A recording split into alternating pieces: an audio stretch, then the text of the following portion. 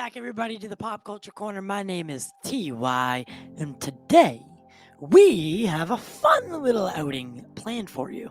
Guys, make sure to head over to SpringfieldComicCon.com, or I'll put the link in the description below.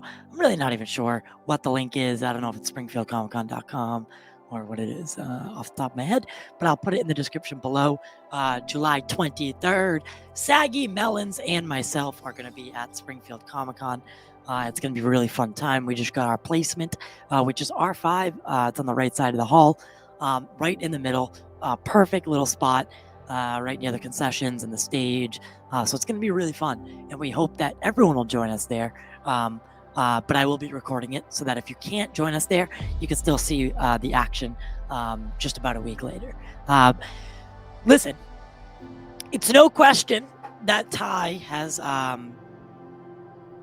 don't know how I want to explain this, but lately I have been gaining a lot of interest as far as UFOs go.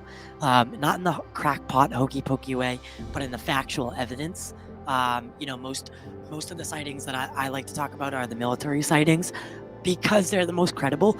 I mean, these people are the top of the top when it comes to how much money the government spends in training and development of these folks to be professional observers. Radar, whether it's radar, if they're, radar, sonar, visual confirmation. Most of these sightings from the military have more than one set of data to it. So these are the cases that I'd like to stick to, but just for fun, today I want to react to, whatever, it's like the top 5 that the History Channel did, and we can talk a little bit about each of them as they go. Now, I do not own this video, nor did I make this video. It is owned by the History Channel. I am simply going to be adding my own commentary to it and, kind of like overlaying it. Before we get into that, guys, make sure to smash that like button, share the show across social media with your friends and family, and don't forget to hit that subscribe button for more content like this. We are a movie, TV, and UFO channel.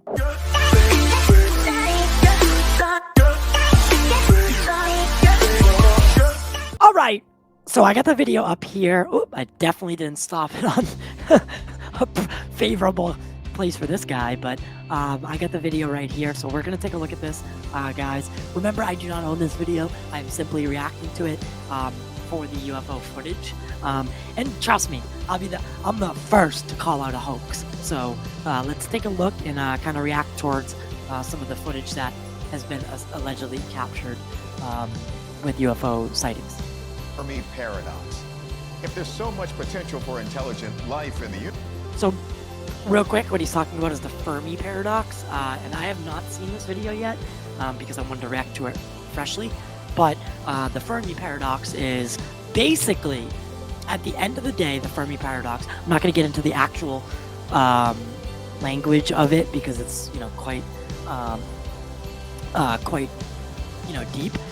But basically, Fermi theorized if there is other life in the universe, and to the amount of life that should be in the universe with as many habitable planets as there are, where is everybody?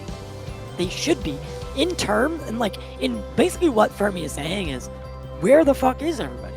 If there are all these planets with in the habitable zone, theoretically, we should be being visited every other day.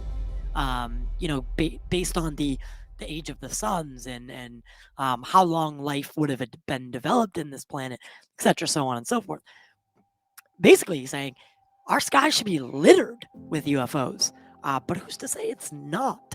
We just maybe can't perceive them. The crew is testing out a forward-looking infrared, or a Flear, which is the common video that you see from military ships. So that like black and white, with the toggles on each side. But the reason I stopped this is because South America is a has a plethora of UFO activity or sightings. And when he points his camera, Oh! this is what he captures. I haven't seen this one, Two actually. large overlapping orbs.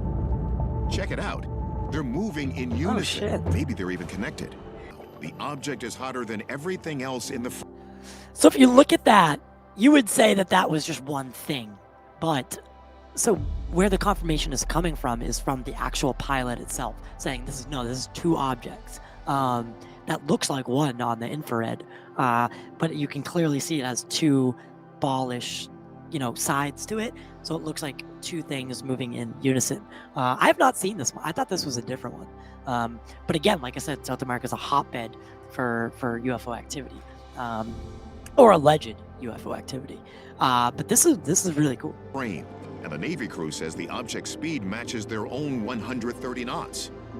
Then look, the objects seem to release a plume of some sort. Not once, but twice. With UFO sightings, most of the time there's no plume, and that is lacking a propulsion, right? So this is a little bit more standard of a craft. When I say standard, I mean like not Earth standard, but something that you could see vapor mist at least. I mean, it might be condensation from it coming into the atmosphere, or being where it was. I don't know. That's often the case is the vapor with the vapor condensation. But you can see when this craft is flying, most of the time, 90% of the time in this video, there's no plume, which would mean that there is no means of conventional propulsion, which is something that we have not even scratched the surface technology-wise. One thing Klotsky is certain about: the video is not a hoax. This case is absolutely the real deal. Chile actually openly investigates their UFOs. So when the Chilean government comes out and says this is something that has the characteristics of a UAP, you can take it to the bank. Yeah, you can. The Chilean government studied this video for 2 years before releasing it to the public. Oh, I have. The Yeah, UAP, I feel like I have seen this one. unidentified aerial phenomenon, didn't just look strange. We have reports from the Chilean Navy that this aircraft did not appear on its radar system. We also have a report that they did try to communicate with this aircraft, but it never responded back, which is a bit of a mystery.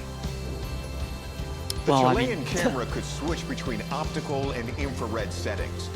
For an unexplained reason, the plume that shows up as hot in the infrared doesn't appear at all in the optical viewer. To cut through all of these mysteries, we turn the footage over to our expert. Obviously, the drone theory is one that everyone has to examine. This was filmed in 2014. Drone technologies were not nearly as advanced as they are today, and they weren't as frequent, even with the militaries of the world. And so there's not really any shape that would be considered. And I don't think drones shoot plumes out. I mean, we could go back to the vapor thing, but the drone argument always baffles me, because like it's just automatic at this point. People will just revert to drone. They'll be like, you'll show them something, drone. You're like, no, come on, let's take a look. Because like I said, I'm the first one to call out a hoax. Matter of fact, I was watching a video the other day, and this guy was trying to claim it was a UFO. It was clearly a weather balloon, like hands down, clearly a weather balloon, and it was undeniable. Like, that's the difference. When you see something that's clearly something, you're like, okay, it might have been cool for a second, and maybe we got a little too excited. But then you start to dissect it, and you're like, oh, okay, there's a rational explanation for this. And don't get me wrong, 90% of UFO sightings or reports are bullshit. But that last 10%, that's the 10% that we're talking about. Consistent with what you would expect to see from a drone.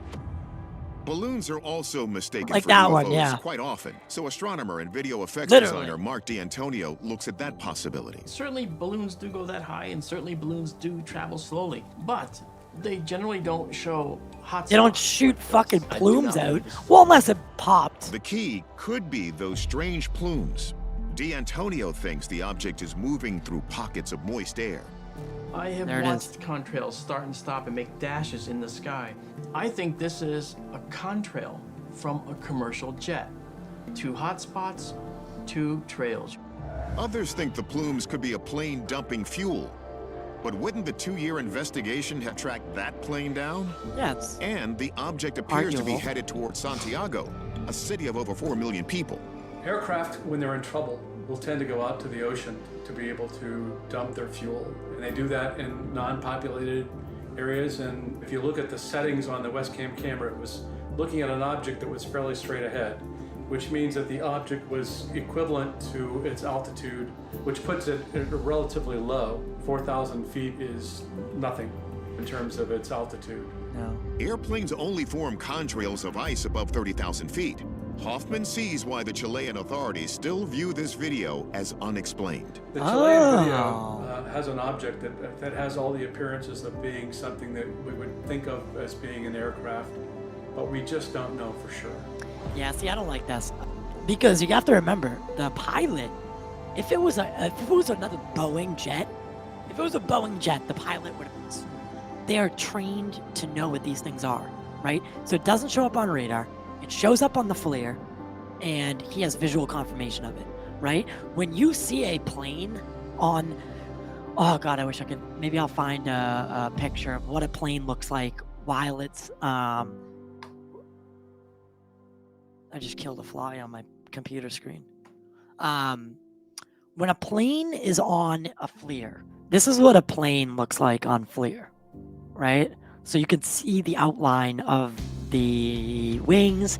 They're generally, I believe, a plane, like a regular Boeing jet, hovers at around 35 degrees Fahrenheit, 32 degrees Fahrenheit, and it maintains that. But all of these other videos show craft that are upwards of 600-700 degrees, right? So the plane thing, it doesn't land with me. Call this a real UFO. Agreed. We investigated.